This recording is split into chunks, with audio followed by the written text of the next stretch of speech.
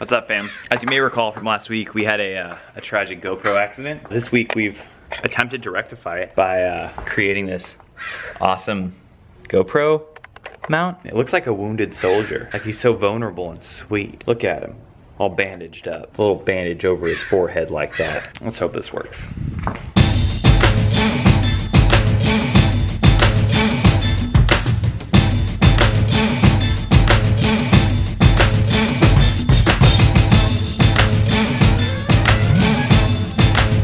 What's up, fam? This week I competed in the IBJJF San Jose Open.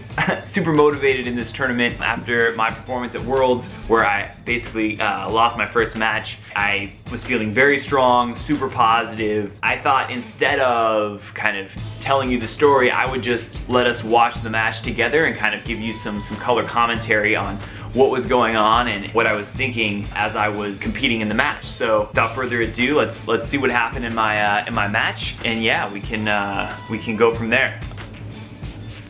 So starting out here, I quickly recognized that Bob is the guy who won my division at the US Open, and I'm thinking, Jesus, really, couldn't this have been anybody but Bob?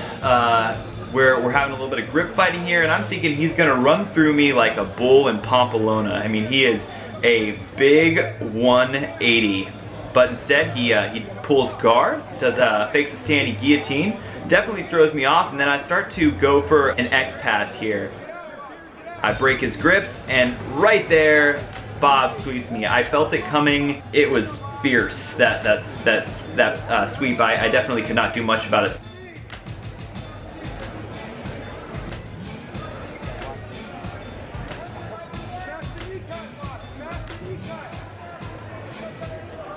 Now Bob is trying to get around my half guard here. He's trying to do a knee cut over my knee, and I am just trying to push his knee back so that I can get a deep half. He almost passes there with a kick back, and I hook his knee, and I recognize after I grab his leg behind me. I start to set up the X sweep, stand up, bam, but Bob lands on his foot, and I miss the X sweep.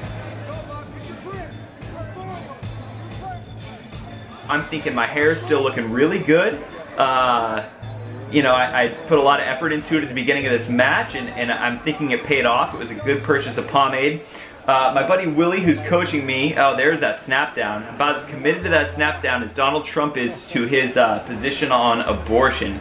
So here, yeah, Bob pulls guard, and I'm trying to pass. I'm thinking about a smash pass here. I'm trying to get my double underhooks. It doesn't happen, so I slide my knee over his knee, didn't get it. Now we're almost in half, and I know this pass. I drill this pass every day, so I try and smash his bottom knee in between my legs and get my hand around him. There we go. And now the correct move here is to pull his lapel and drop my hips on top of his knee to pass, but instead, for some reason, I stand up and almost fall on my ass.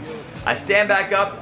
Now I'm really thinking my hair might be in trouble, and I'm noticing my pants are falling off. I'm thinking the ref is gonna call this just for the safety of the women standing around, afraid they might have heart attacks. So now Bob is standing again, trying to do a leg drag here, and I'm playing that De La Hiva, kind of a half-ass De La Hiva though. I don't really have that hook in.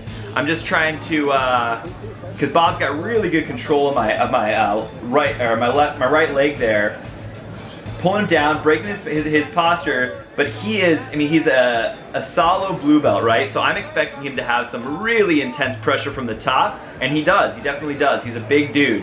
And so, he is going for that knee cut. I try and get it a little bit of a deep half there. I don't, but I still retain the underhook on that half guard, and I'm sitting here thinking, ah, crap, I lost the underhook, what am I gonna do? So I kind of do a half-assed Kimura there, more just to kind of get a little bit of space. I don't think I'm actually gonna get it. So now Bob stands up, and I hook his leg again. At this point, he's pretty frustrated, but I have that underhook for the deep half, and I let go. So here I'm thinking I'm gonna pull guard.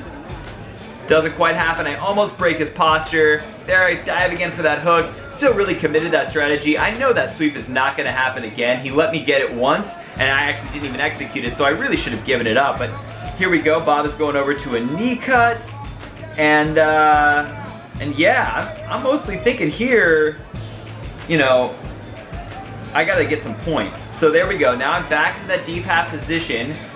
And Bob's going for the crossface. He doesn't get it.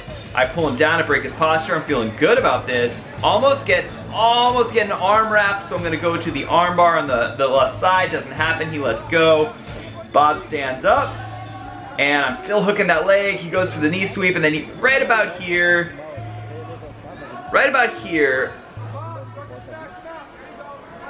his coaches are yelling at him to smash, to kind of stop this knee cut game, and I'm getting real nervous because, like I said, he's pretty heavy, and you know my hair's getting kind of sweaty here. This could not look good for my my hairdo. You know, now Willie yells at me to bump him forward, so I give a little bump there. Not quite committed, but that would have been a good strategy had I had his left foot hooked. Bob's coaches are yelling him to cross the knee over my hip so that he can mount. I'm still diving for that deep half, really just not giving up that strategy, which at this point I could have done, and then the bell rings. Bob executes a perfect X pass after the bell so that everybody knows that he can nail that on a perfectly limp body. I start to tie my pants to sort of, you know, out of respect for the health of all of the people standing around the audience there. We wouldn't want to give anyone a heart attack. And yeah, I'm just kind of irritated. Bob is very nonchalant. Doesn't even look like he's broken a sweat. Yeah, of course he is not as concerned with the hair situation as I am. The ref is you know, critiquing his belt tie there. And there we go. I'm thinking maybe by the grace of God, the ref is gonna raise my hand, and it doesn't happen. So I just go over here, let Bob know how handsome he is, and we call it a day. That was my match. So unfortunately it was my first match, and I lost, as you can see. I had a great time. I feel like I played a good game, but it was too defensive, and I didn't knock him over. I didn't get the sweep, didn't go for a takedown, any of those kind of really smart moves to do early on in a match, in a tournament, to play more of a tournament strategy, right? Not to play just such a defensive role. I mean, the defensive role is great after you've already established some points if you're gonna play the tournament game. So anyways, after that on Saturday, decided to come home. I don't know why I'm still wearing these. I'm gonna take them off. Decided to come home, and as I'm coming home, you know, I'm gonna get on my bike and spin my legs out, which I typically do after a tournament. So just got back from the tournament. Went about as well as it could have gone without me actually winning anything. That's how it goes. It's jiu-jitsu. You have up days, you have down days. I'm not too upset about it. I actually was really proud of my performance. I applied a lot of what I learned the last time I competed. So now I thought, I get on the trainer and spin out my legs a little bit because, hell, I didn't exercise enough today. I only fought another man in competition. This is normal, totally normal behavior, I'm sure. Hearing all of these news reports about this Muslim ban that that Donald Trump has enacted, and I couldn't help but think about jiu-jitsu, kind of the stance that a lot of people in the community have, which is, you know, non-political and very chill, and I totally respect that, and it is one place where we can kind of retreat to and not have to worry about this stuff. But it did kind of strike a chord with me that if you practice Brazilian Jiu-Jitsu in America, you are 100% benefiting from the contributions of immigrants. And this ban on Muslim immigrants could just as easily be a ban on Brazilian immigrants. It could just as easily be a ban on Canadian immigrants. It's the fact that we are so aggressively closing our borders to a certain type of people with no precedent, just totally thoughtlessly. I mean, the Homeland Security Department was not even contacted before this went into action. TSA was not even contacted before this was enacted. It was just totally bullish behavior. And yeah, it could just as easily be some of our friends, some of our professors, the people that we love and respect. And so if you are participating in jiu-jitsu in America, you are participating in an inherently political activity. Until next time, keep the rubber side down and take care of yourselves. Seriously.